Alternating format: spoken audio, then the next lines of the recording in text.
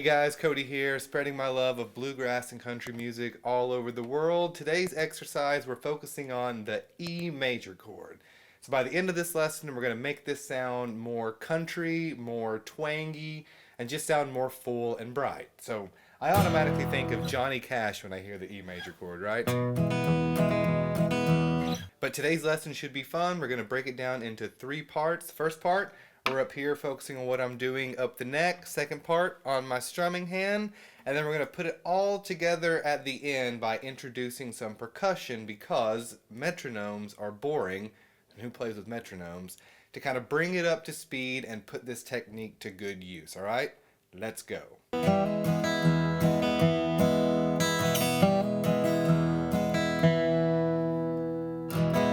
Okay, so for part 1, let's just go ahead and form that E chord. We're going to be focused on emphasizing some of these root notes in this chord that's going to make this pop out and sound more country, okay? So I don't want to do anything with strumming so far. We're going to be hammering on with our pointer finger on the first fret of the G string, okay? So our first 2 notes in this 4-note sequence will sound like this, okay? So you just got the E chord made and you're hammering on that pointer finger. There you go. That's with the chord. Okay, next we're going to be hitting that top E string. So you got, and then followed by the D string. All right, those are our 4 notes that we're emphasizing in this exercise.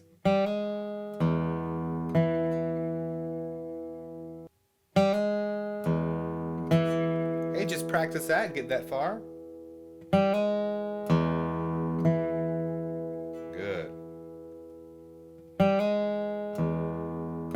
My hands shake, I'm getting some vibrato in there.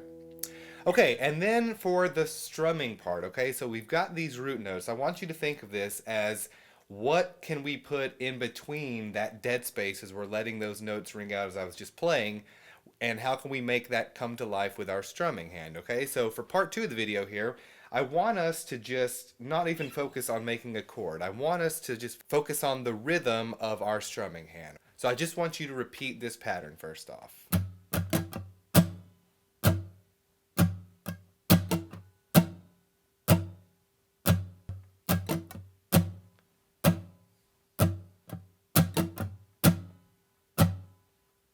Okay, now that you've got a feel for that, on those last 2 downstrokes, instead of downstroking, just sort of pick at the bottom strings, alright? So it might be like,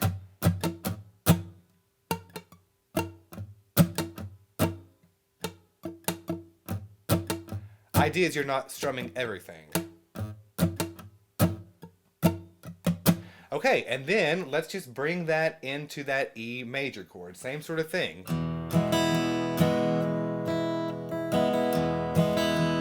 Hear it? Okay?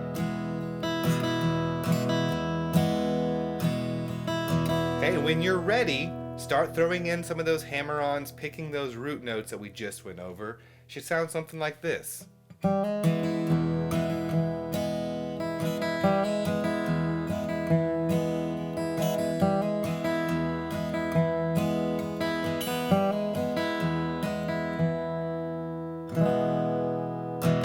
Okay, so for the next part, let's just add some rhythm into this and see how this sounds up-tempo. Okay, I'm going to play with you a few times and you're on your own. Are you ready?